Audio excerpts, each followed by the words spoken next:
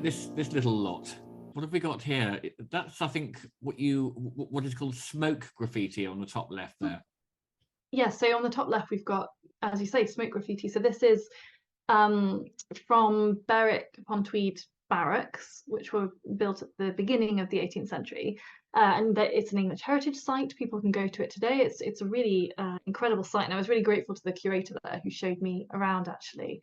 So these are all produced on the ceiling, which is quite amazing, by British soldiers living and working and training on the border between England and Scotland during the period when there are multiple Jacobite risings. It's a really tense moment. And the way that they existed in those barracks was they had bunk beds, essentially. And because of the height of the beds, they were able to make these marks on the ceiling. And they're really evidence of how bored these men were in their spare time. So they're done literally with a lit candle, and they've made, as you can see, all kinds of stencils and sort of imitation playing cards. There's little cutout soldiers doing drill. There's the nearby church has been replicated, and you would literally hold the stencil up and sort of smoke around it. And it's such a interesting innovation in this period, because smoke graffiti in the medieval world was used, people would literally take their candle and hold it against the wall for a second, and it leaves a sort of teardrop shaped black smudge. And the idea behind that, archaeologists think, was to protect the house from burning down. It's almost an inoculation against that. Yeah. And that's not really what we get here. We get it being used for fun. It's very playful. There's also, it has to be said, a lot of anti-Scottish symbolism in a lot of these playing cards that are out there, and I unpack that a little bit in the book. And it gives you a real insight into I suppose, the psychology of these soldiers who are sitting, waiting in this very fortified town that has historically, the boundary between England and Scotland had moved so many times. Sometimes Berwick was part of Scotland, sometimes it was part of England, and they're really waiting and training for a fight that they know is coming, that they will be involved in. And these are soldiers from all over Britain who've been sent there. And it just gives such a sense of sorry, my dog's barking very loudly. It gives a sense of their sort of their thoughts, their insights. It's amazing. Oh, hello, dog. Is he going to come in, or is she going with the? No, sorry, she's there. My husband's just walked in, so the dog. I don't get this response, but he gets this response. Your husband is in the army, so do you think his experience? Does that help you with your work in some ways? Because you can actually imagine what it was like for those soldiers, or is it a very different place nowadays? I don't know. Well, I will say this. One of the best places to see historic military graffiti is inside the sentry boxes outside Buckingham Palace. Apparently, they are full of graffiti of soldiers who've been stood there on duty, and I dread to think what some of that contains. Do we know what that? You have any? You're the expert. What kind of things are written in there? Can you get? I would venture to say there's a lot of smut. That's brilliant. Now, what about this flag that looks like it's been sort of carved on a bit of wood or something there on the left? Yeah, so this is one of my favourite pieces of graffiti, and it's so rebellious, and it looks like nothing at all.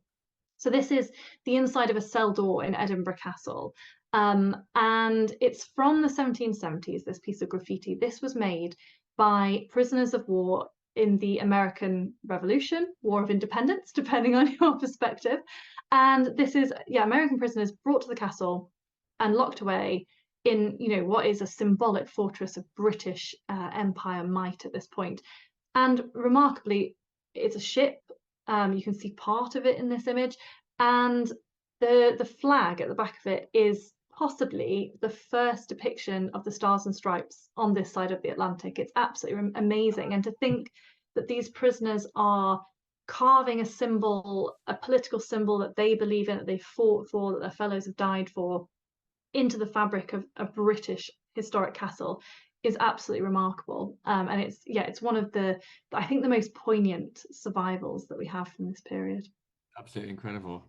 Now, should we go, Victoria? Can we quickly talk about these last couple of slides, or would you like to go for it? No, go for it. Yes, please. Well, let's now, what about the 1798 carving here onto a doorway or something like that?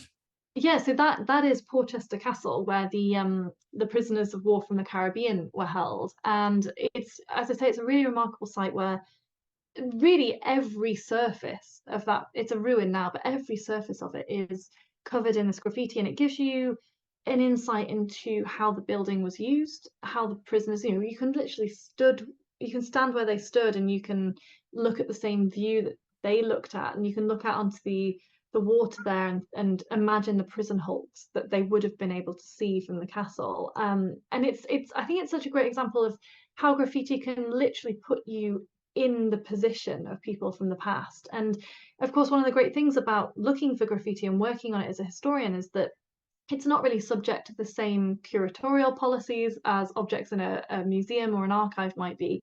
You don't have to ask permission to see it, unless it's in a particularly difficult place to get to, in a building, and you have to ask permission to get up into a roof, for example, or a basement.